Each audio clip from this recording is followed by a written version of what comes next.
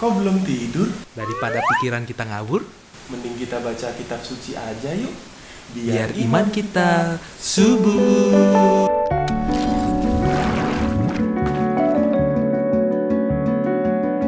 Bapak, Ibu, dan saudara-saudari sekalian, marilah kita mendengarkan bacaan Injil untuk esok hari Senin, Pekan Biasa ke-17. Bacaan Injil diambil dari Injil Matius, bab 13, ayat 31 sampai 35. Sekali peristiwa, Yesus membentangkan perumpamaan ini. Hal kerajaan surga itu seumpama biji sesawi yang diambil dan ditaburkan orang di ladangnya. Memang biji itu paling kecil di antara segala jenis benih. Tetapi apabila sudah tumbuh, sesawi itu lebih besar daripada sayuran lain, bahkan menjadi pohon, sehingga burung-burung di udara datang bersarang di cabang-cabangnya. Dan Yesus menceritakan perumpamaan lain lagi. Hal kerajaan surga itu seumpama ragi yang diambil seorang wanita dan diadukkan ke dalam tepung terigu 3 sukat sampai seluruhnya beragi. Semuanya itu disampaikan Yesus kepada orang banyak dalam perumpamaan, dan ia tidak menyampaikan apapun kepada mereka kecuali dengan perumpamaan. Dengan demikian digenapilah sabda Nabi, "Aku mau membuka mulutku, mengatakan perumpamaan. Aku mau mengucapkan hal yang tersembunyi sejak dunia dijadikan." Demikianlah Injil Tuhan. Terpujilah Kristus. Romo, Yes. ini untuk malam-malam kita merenungkan biji sesawi ini, Romo. Iya nih. Katanya biji terkecil yang ditaburkan tapi bisa menjadi sebuah pohon. Udah pernah lihat belum, Prater? Waduh, Biji sesawi kayak belum apa? pernah, Romo. Saya juga belum pernah lihat. Biji sesawi itu kayak apa? Ya mungkin Bapak Ibu bisa lihat di internet ya. Di Google biji sesawi itu kayak apa. Tapi intinya memang mau mengatakan bahwa yang besar itu mulai dari yang kecil-kecil kali. Iya. Ini kan Injil Matius, Romo. Seringkali tuh menurut saya menarik ya, Injil Matius tuh perumpamaan besar, kecil. Terus hendaklah ya kalau mau menjadi yang terbesar jadi pelayan. Jadi ini sebuah gaya paradoks katanya gitu ya, Romo. Jadi dalam perjalanan hidup ini kita juga kalau mau melihat atau beriman gitu ya, kita hidup dalam dunia ini ya harus memahami apa yang dimaksud Yesus dengan paradoks ini gitu ya. Iya, paradoks. Yesus itu memberikan sebuah perumpamaan yang mungkin bagi kita pun juga masih misteri ya, dan masih terselubung artinya. Ini tentang biji sesawi yang paling kecil. Lalu tadi juga dikatakan tentang ragi yang diadukkan ke dalam tepung terigu 3 sukat, dan ragi itu mempunyai efek yang besar untuk membuat roti itu mengembang, padahal cuma sedikit saja yang dipakai. Lalu kita juga mendengar tentang garam dunia. Ya, garam kalau ditaruh sedikit pas akan menjadikan masakan enak. Lalu juga terang dunia, sekecil apapun terang, kalau diletakkan di atas dia akan menerangi seluruhnya yang gelap-gelap itu. Jadi esensinya buat saya tetap sama. Kerajaan surga itu kecil tapi menohok. Wah, dia tidak bicara soal kuantitas, jumlah, tetapi bicara soal kualitas. Satu orang tapi bisa membuat perubahan di komunitasnya, di masyarakatnya. Nah, itu kerajaan surga ya, kayak begitu itu. Ya, jadi jangan sampai kita ini yang malah digarami, atau malah justru kita yang kalah sama biji-biji yang lain atau garam-garam yang lain.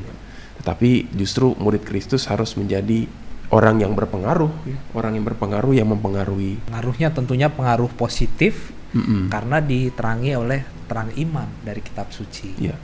Dan saya pikir juga cara kita untuk mempengaruhi dan menunjukkan kerajaan Allah itu bukan lagi dengan cara yang frontal ya.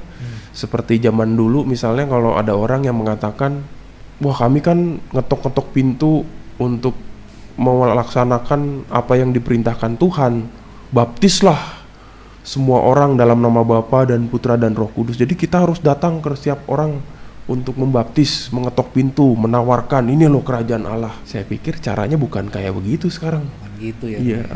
Apalagi kan kita juga udah belajar kan di misiologi bahwa bermisi itu caranya bukan dengan seperti itu, dengan mempengaruhi orang lalu frontal seperti itu.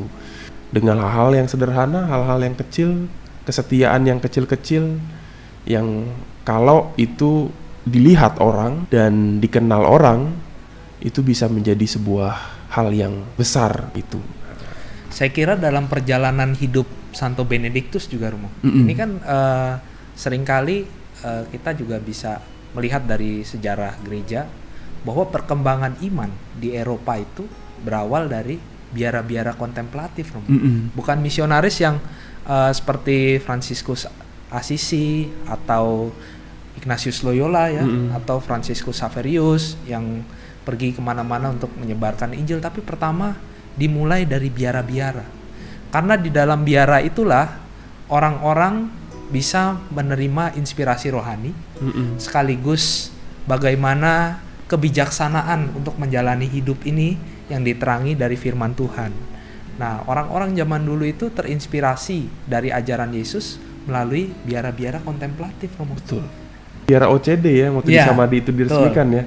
Orang bertanya-tanya, loh kok bikin biara di sini, biara kontemplatif kok di sini, di tengah hiruk pikuk kota Jakarta yang semrawut dan ramai itu kok di sini. Oh, ternyata memang sengaja dibuat untuk semacam menjadi oase rohani ya, bagi orang, dan ada biara yang menjadi semangat kerohanian, memberikan inspirasi rohani di tengah kesibukan yang luar biasa.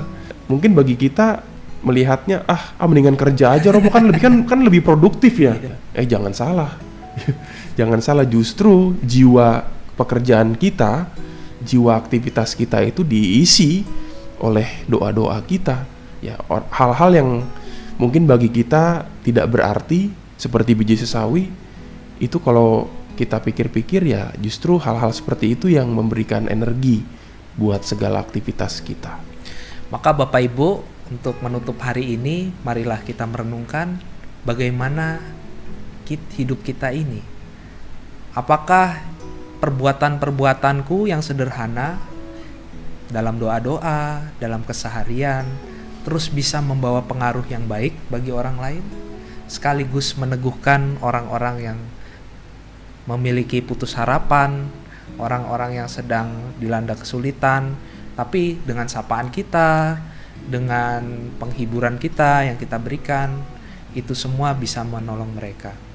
Mari kita bawa ke hadapan Tuhan apa yang telah kita lakukan hari ini supaya menjadi berkat bagi banyak orang. Mari kita hening sejenak.